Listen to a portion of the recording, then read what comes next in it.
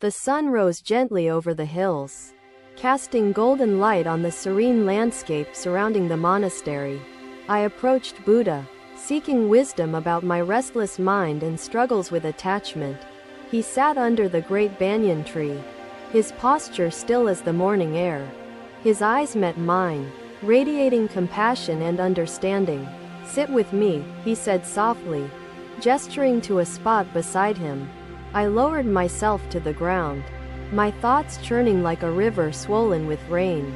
The Buddha observed me silently for a moment, his presence calming the turbulence within. Then he spoke, his words flowing like a soothing melody. "What troubles you, my friend? Speak openly." Without fear or hesitation, I hesitated, gathering courage to articulate my inner turmoil. "Master," I began, my voice trembling slightly, "I feel trapped by my desires and the weight of my expectations." He nodded, encouraging me to continue. "I strive for success, yet it eludes me. I long for peace, yet my heart remains restless." The Buddha listened intently, never interrupting, his gaze steady and serene. After a pause, he said, "Do you know the story of the man with the poisoned arrow?" I shook my head, curious yet anxious about where this conversation might lead. "There was a man," Buddha began, "who was struck by a poisoned arrow. Instead of seeking immediate help to remove it, he demanded to know who had shot the arrow, what kind of wood the bow was made from, and how far the shooter had stood. The man's obsession with these questions delayed the treatment of his wound." He paused, allowing the story to sink in. Before continuing, "The man died, not from the poison alone, but from his refusal to prioritize what truly mattered." I felt the weight of the story settle over me, its implications both unsettling and enlightening. The Buddha observed my reaction, then said, "Your desires and expectations are the arrows piercing your soul, but instead of addressing their root, you fixate on external answers." I nodded, absorbing his words, their truth resonating deep within. "But how do I address the root?" I asked, my voice tinged with desperation. Buddha's lips curved into a gentle smile, a beacon of reassurance. "By practicing soft eyes," he said. "Soft eyes?" I echoed, puzzled yet eager to understand. "Yes," he replied. "To view the world with soft eyes is to see it as it truly is, without distortion." He gestured toward the horizon, where the sun was now higher, illuminating the trees and flowers. "When you look at this landscape, do you see perfection or imperfection?" I looked, my eyes searching for an answer. "I see beauty," I said hesitantly, "but also imperfection. The dying leaves, the uneven terrain." Buddha nodded, as though I had just confirmed a profound truth. "Soft eyes see both beauty and imperfection," he said.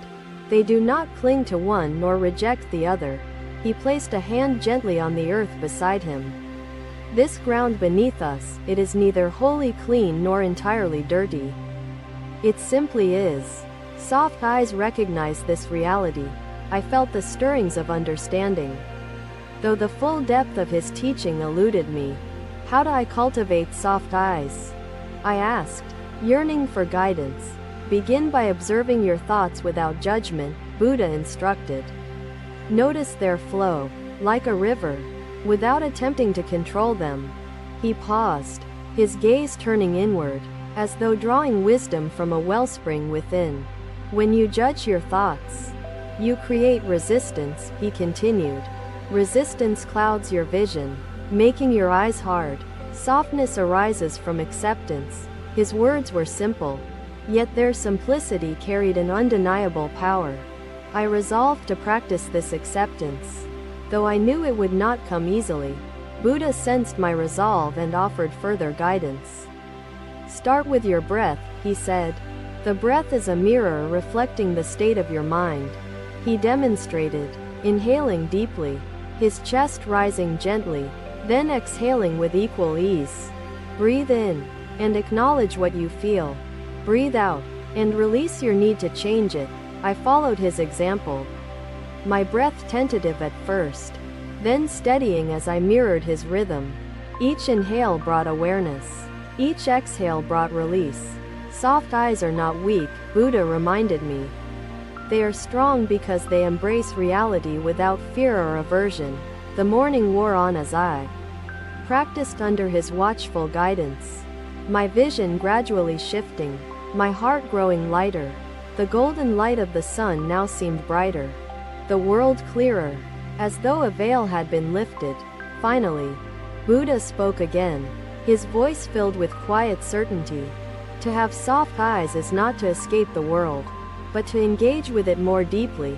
I bowed to him, gratitude swelling within me, and silently vowed to carry this lesson forward. The wind whispered through the trees as if echoing his wisdom, and I left that place knowing I had begun a new chapter of understanding. Another day began with the soft hues of dawn painting the sky. As I walked toward Buddha under the Bodhi tree, he sat peacefully, his eyes closed in deep meditation, his presence radiating tranquility. The villagers had gathered nearby, carrying offerings of fruits and flowers as tokens of gratitude. As I approached, Buddha opened his eyes, meeting mine with a gaze full of warmth and understanding. "Tell me," he said, his voice gentle but firm, "what stirs your heart today?" I hesitated, collecting my thoughts. Before answering, "Master, I feel lost amidst the desires and needs of this world." His expression remained calm, encouraging me to continue. "I wish to serve others, yet I fear I do not have enough to give." Buddha nodded, his gaze steady, as though he had heard these words countless times before. "Do you see the villagers here?" he asked, gesturing to the crowd nearby. "Their lives are filled with toil and hardship, yet they come bearing gifts, not complaints." I looked at the villagers, their faces lined with age and struggle, yet glowing with kindness. "What do you think they seek?" Buddha asked, his words inviting deeper reflection. "Perhaps they seek your blessings." "Master," I replied, though my voice betrayed uncertainty. Buddha's smile was faint but illuminating, like the first light of dawn piercing through darkness. "They seek connection, my friend," he said. "In giving, they open their hearts, and in receiving, they find unity." I absorbed his words, sensing their significance, but struggling to apply them to my own struggles. Buddha continued, his voice steady and deliberate. "Do you recall the story of the hungry beggar who came to me with nothing but his empty hands?" I shook my head, eager to learn. "There was a beggar," Buddha began, "who approached me with sorrow etched deeply into his face. His hands outstretched yet empty. He said, 'Master, I have nothing to give, yet I long for your wisdom.' I told him, 'Your empty hands are not a burden. They are an opportunity.' I leaned closer, drawn by the profound simplicity of his story. 'When your hands are open,' Buddha explained, 'they are ready to receive, and in receiving, they can give back.'" Buddha's gaze turned to the villagers once more. "Observe them closely," he instructed. "Even the smallest gifts they offer carry immense meaning because they come from open hearts and hands." I looked again, seeing the villagers not as strangers but as embodiments of generosity and compassion. "But Master," I asked, "what if one has nothing tangible to give, as the beggar had nothing?" Buddha's eyes softened, his expression filled with infinite patience. "The greatest gift is not material," he said. "It is the gift of presence, of love, of an open heart." He gestured to the earth beneath us, his hand brushing against the ground. "Does this soil complain when it nourishes the roots of trees and plants?" He asked. "Does the sun lament its task of shining upon all creatures equally?" I shook my head, realizing the wisdom within his words. "To serve others does not diminish you," Buddha continued. "It strengthens the bonds that unite all living beings." His voice was calm, yet carried the weight of universal truth, like a river flowing steadily to the sea. Open hands are strong because they release fear and greed, he said. They do not cling to possessions or expectations. I pondered his words, their implications challenging yet liberating. How do I cultivate open hands, Master? I asked earnestly. Begin by letting go, Buddha instructed. Release the weight of your desires and attachments, and you will find your hands free to give. He paused, letting his words sink in before continuing. When you offer kindness and compassion without expectation, you embrace the true strength of open hands. The villagers approached one by one, placing their offerings at Buddha's feet, their gestures simple yet profound. I watched as Buddha accepted each gift with gratitude, vowing deeply to honor their generosity. Do you see? He asked, turning to me. In giving, they receive joy, and in receiving, they give me strength. The sun climbed higher, its light casting long shadows as the villagers dispersed, their hearts seemingly lighter. I remained with Buddha, reflecting on the lessons he had imparted, my thoughts shifting like the tides. Master, I said, breaking the silence, I fear that I may never have enough strength to practice this fully. Buddha's smile returned, his gaze unwavering. Strength does not come from having much, he said. It comes from acting with sincerity and love. He placed his hand gently on my shoulder, his touch grounding yet inspiring. Remember, he said, open hands do not mean empty lives. They mean lives full of connection and purpose. As the day wore on, Buddha's words echoed in my heart, their truth unfolding like petals of a lotus.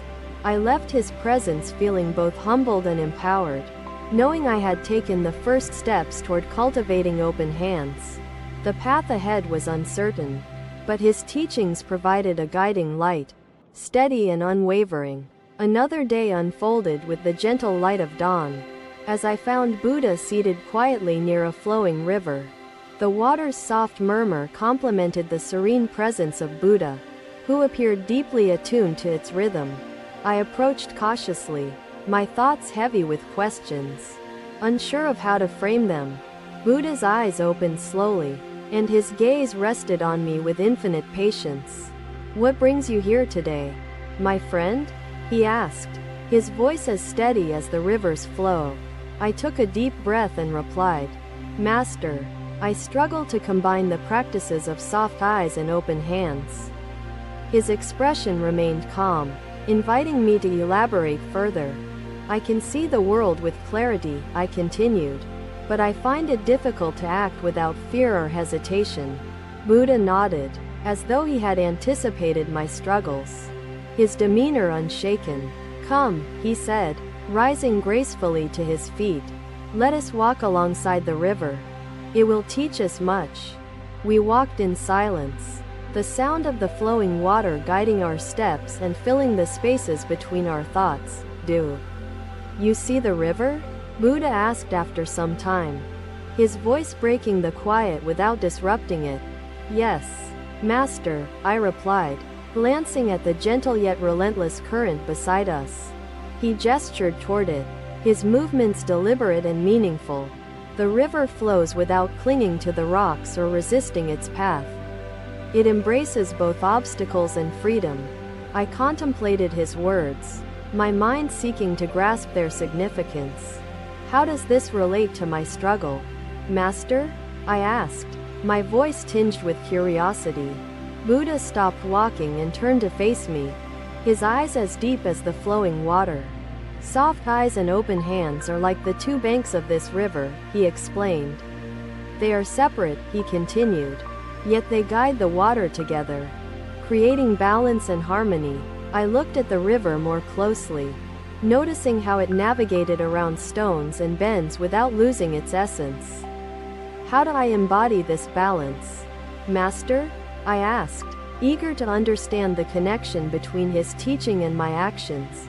To see the world with soft eyes, Buddha said, is to recognize its impermanence and accept it without resistance. He extended his hands, palms open, as though offering something invisible yet profound. To act with open hands is to give freely, without expectation or attachment, rooted in love and compassion.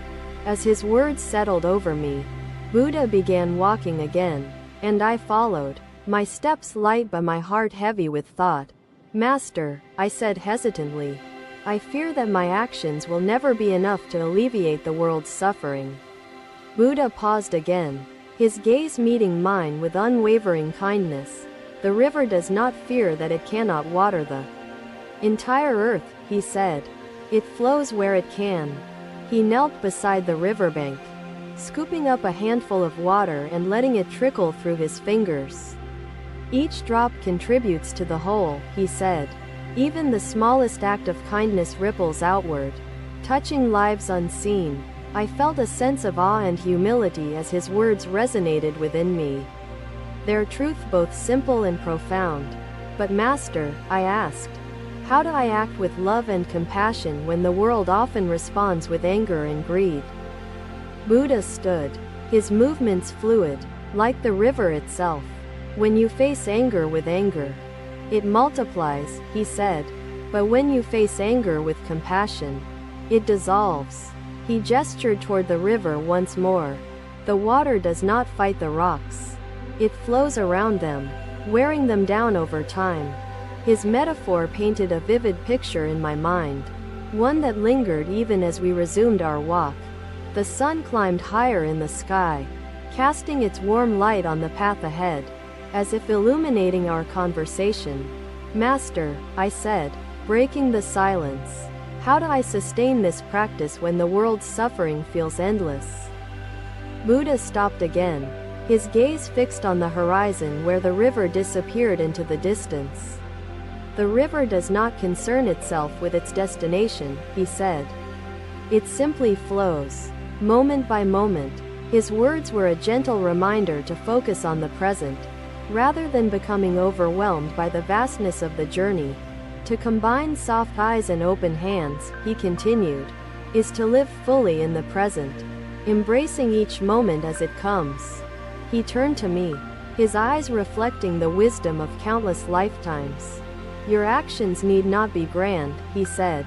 Even the smallest gesture, done with sincerity, carries immense power. As the day wore on, we reached a small village where children played beside the river, their laughter mingling with the sound of the water. The villagers approached Buddha with reverence, offering him fruits and rice as tokens of their gratitude. He accepted each gift with open hands, bowing deeply to honor their generosity. Do you see their faces? He asked me, his voice low yet commanding my full attention. They do not give out of obligation but from the love in their hearts. I looked at the villagers, their expressions radiant with joy, and felt a sense of clarity wash over me. To live with soft eyes and open hands, Buddha said, is to see the divine in all beings and to act accordingly. His words illuminated the path ahead, even as they challenged me to walk it with courage and humility. I bowed deeply, gratitude swelling within me.